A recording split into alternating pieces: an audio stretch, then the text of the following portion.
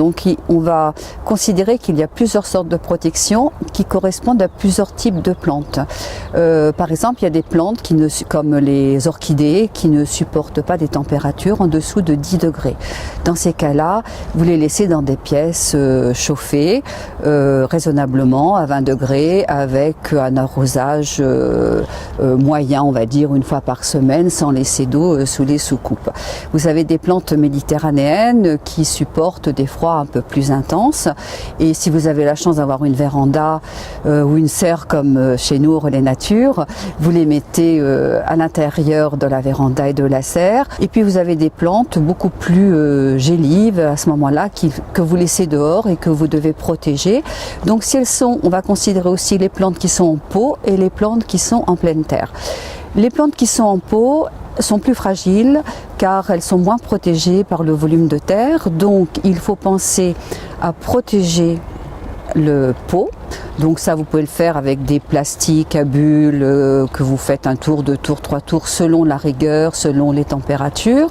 Et ensuite, il faut aussi protéger la ramure car les plantes peuvent aussi bien geler au niveau des racines qu'au niveau de la ramure. Tout dépend de la plante. Donc après, vous prenez du voile d'hivernage, vous entourez vos branches avec ce voile d'hivernage, c'est pareil, vous faites un tour, 2 tours, 3 tours. Plus les tours seront nombreux, plus la plante sera protégée. Ce qu'il faut savoir, c'est que non seulement on protège les plantes du grand froid, mais on les protège aussi de l'humidité.